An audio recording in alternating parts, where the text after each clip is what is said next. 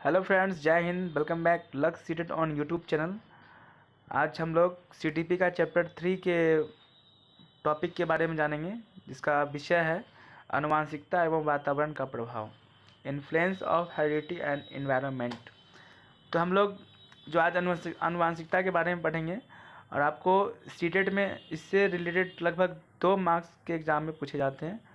और इस वीडियो को अगर आप 2 से 3 बार देख लेंगे तो आपको काफ़ी हद तक ये सब्जेक्ट समझ में आएगा। कहीं जाने की आपको किसी प्लेटफॉर्म पे आवश्यकता नहीं है। अगर आप इस वीडियो को सही से आप देख लेते हैं, पूरा वीडियो देखेंगे तो आपको पूर्ण रूप से समझ में आएगा, क्योंकि ये जो मैंने जो ये वीडियो बनाया है, इसमें जो लिखा हुआ है बिल्कुल अपने भाषा में बना हुआ है, ठीक है, जो कि आपको समझ में आएगा।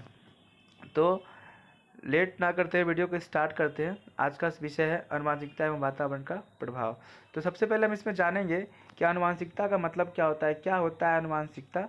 उसके बाद जानेंगे वातावरण का प्रभाव, ठीक है। तो सबसे पहले हम आनुवांशिकता के बारे में जानना चाहते हैं।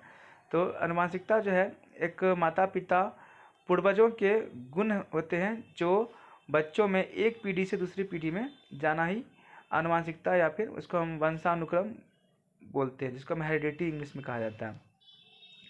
मतलब जो भी माता पिता होते हैं, उनके जो संतान, जो बच्चे होते हैं, जो उसमें कुछ ऐसे गुण होते हैं जो माता पिता के द्वारा होता है, ठीक है, उसे ही हम आनुवांशिकता या फिर वंशानुक्रम कहेंगे। इस प्रक्रिया के अध्ययन को ही हम क्या कहते हैं, आनुवांशिकी, मतलब जेनेटिक्स कहेंगे, ठीक है। अब है कि वंशानुक्रम में वे सभी शारीरिक बातें आती हैं, मतलब वो जितने भी शारीरिक बनावटें होती हैं, शारीरिक विशेषताएं होती हैं, जो भी क्रियाएं होते हैं, बच्चे जो भी काम करते हैं, जो कभी कभी आप कहते हैं कि ये भी उनके तरह करता है, ये भी अपनी माँ की तरह करता है, पापा की तरह करता है, दादाजी की तरह करता है, ठीक है, या फिर जितनी क्षमताएं होती है, सारी चीज़ें जो होती हैं, ये आनुवांशिक में सम्मिलित होती हैं, जिनको वह व्यक्ति अपने माता पिता या पूर्वजों से प्राप्त करता है, ठीक है। मतलब वंशानुक्रम में वे सभी शारीरिक बनावटें, शारीरिक विशेषताएं, क्रियाएं या क्षमताएं सम्मिलित रहता है, जिनको वह व्यक्ति अपने माता पिता या पूर्वजों से प्राप्त होता है, ठीक है। आगे बढ़ते हैं। आनुवांशिकता को स्थिर सामाजिक संरचना भी माना जाता है। आनुवांशिकता को स्थिर सामाजिक संरचना भी माना जाता है। मानव कोष जो होता है, जिसको सेल बोलते हैं, उसमें टोटल 46 जोड़े पाए जाते हैं, ठीक है, यानी कि 23 जोड़े गुणसूत्र होते हैं, जिसको हम अगर हम जोड़े में बोलेंगे तो 46 ऐसे 23 गुणसूत्र होते हैं। इनमें से प्रत्येक पर हजारों की संख्या में जीन्स पाए जाते हैं, ठीक है। ऐसा माना जाता है कि एक मतलब सेल में जो होता है लगभग 3000 गुणसूत्र होते हैं, तो जीन्स होते हैं, ठीक है। तो इन्हीं जीन्स के द्वारा जो है माता पिता की विशेषताएं बच्चों में पहुंचती है। मतलब जेनेटिक्स लक्षण जो हम बोलते हैं, आनुवांशिकी लक्षण 23 जो गुणसूत्र होते हैं माता पिता को मिलाकर, तो उसमें जो जीन्स पाए जाते हैं, ठीक है, तो जीन्स के द्वारा ही माता पिता के द्वारा बच्चों में आदान प्रदान होता है, जिससे कि माँ बाप की जो कुछ ऐसी विशेषताएं होती है जो बच्चों में पहुँचती हैं। अब हम जानेंगे कि आनुवांशिकता का प्रभाव क्या होता है, ठीक है। आनुवांशिकता का प्रभाव जो होता है वह निम्न क्षेत्रों में प्रत्यक्ष रूप में आपको देखने के लिए मिलेगा। जैसे कि पहला हम बात करेंगे शारीरिक बनावट, ठीक है। तो शारीरिक बनावट का मतलब ये होता है कि कभी हम लोग आपसी घर में कहते हैं कि जितने पापा लंबे हो गए उतना बेटा भी लंबा हो गया, ठीक है। जिस तरह से पापा दिखने में लगते हैं उसी तरह से उनका बेटा भी लगता है, हूबहू उनके मतलब पापा पे गया है, तो उसी को हम शारीरिक बनावट बोलेंगे, ठीक है।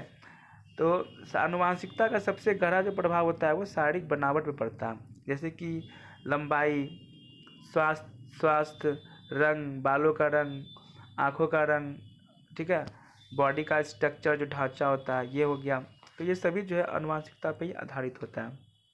दूसरा है हमारा बुद्धि पर प्रभाव। बुद्धि पे प्रभाव जो होता है वह तीव्र बुद्धि वाले माता पिता की संतान जो होती हैं, तो उनके जो बच्चे होंगे उनके भी बच्चे तीव्र बुद्धि वाले होंगे, ठीक है। और कम बुद्धि वाले जो माता पिता होते हैं तो उनके भी संतान जो होते हैं वो कम बुद्धि वाले होते हैं। ऐसा मतलब आनुवांशिकी है, ये जेनेटिक्स लक्षण है कि तेज माता पिता होंगे तो उनके बच्चे भी कुछ तेज होंगे। अगर मंद बुद्धि के माता पिता पेरेंट्स हैं तो उनके जो बच्चे होंगे वो भी थोड़ा कम बुद्धि वाले बच्चे होते हैं। अब अगला पढ़ना है व्यक्तित्व का प्रभाव। तो आनुवंशिकता के द्वारा जो व्यक्तित्व पे क्या प्रभाव पड़ता है, किसी व्यक्ति का व्यक्तित्व कैसा होगा यह भी उसके आनुवंशिकता के गुणों पर निर्भर करता है। ठीक है, याद रखिएगा इसको। और आगे है, यद्यपि इन सभी में वातावरणीय प्रभाव भी अपनी भूमिका निभाते हैं। अब कहने का मतलब है कि जेनेटिक्स लक्षण जो माता पिता के द्वारा जो बच्चों में आता है, इसे कोई नहीं हटा सकता है। ठीक है, वो उस बच्चों में आना ही आना है। लेकिन कुछ ऐसी चीज़ होते हैं जो वातावरण के अनुसार जो है बच्चों में वो चीज़ डेवलप करता है। अब कैसे, जैसे कि हम आगे बात करेंगे अभी। ठीक है, आगे बढ़ते हैं कि इसके अलावा सोचने समझने का जो क्षमता होता है, कार्य करने का जो तरीका होता है, हमारा चलने का जो तरीका होता है, बात करने का तरीका होता है, व्यवहार जिस तरह से हम एक दूसरे के साथ करते हैं। ठीक है, तो ये सब जो हम लोग करते हैं ये सभी आनुवंशिकता के आधार पर ही होती है। अब जैसे कि हम वातावरण के बारे में बोले थे, जैसे वातावरण का मतलब क्या कि जैसे हमारे चारों ओर जो भी कुछ हो रहा है, जिसको हम देख रहे हैं, जिसके साथ रह रहे हैं।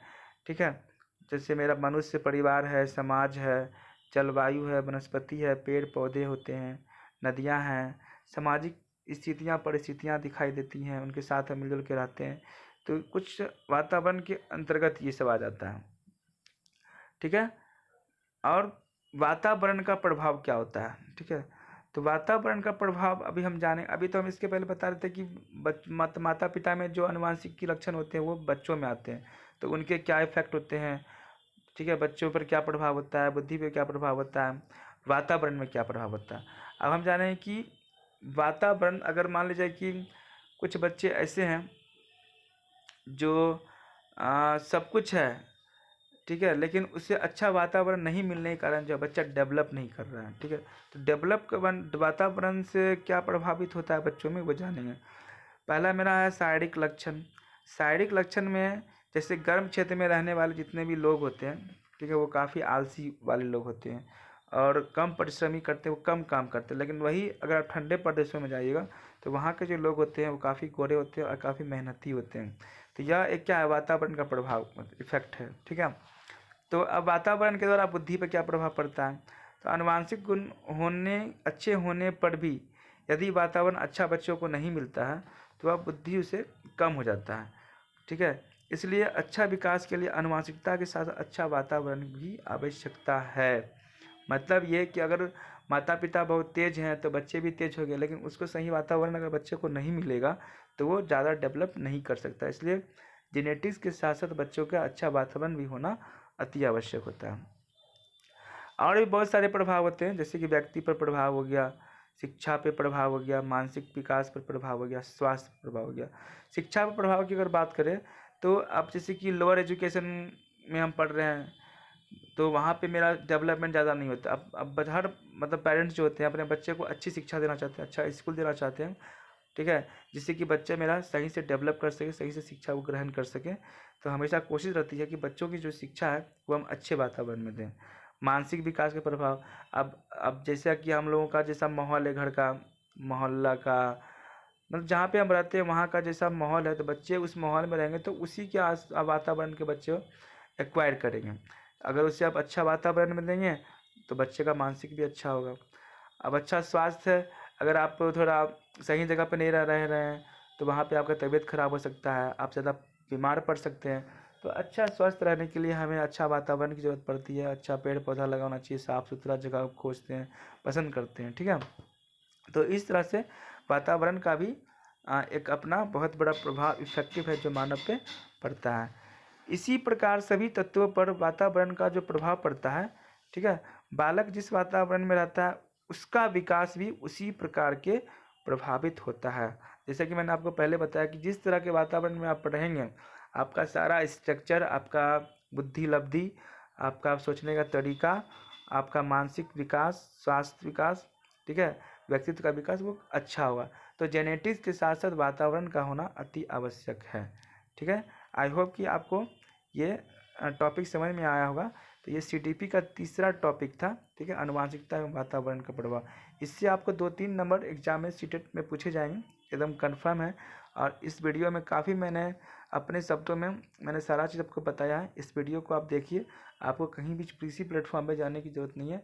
और मैं 100% कहता हूँ कि आपको मैं जो पढ़ा रहा हूँ इससे क्वेश्चन कहीं नहीं जाएंगे, ठीक है। तो अगर आपको ये वीडियो अगर अच्छा लगा हो तो प्लीज़ आप इसे सब्सक्राइब करें चैनल को लक्स सीटेड, और लाइक करें, शेयर करें, ठीक है।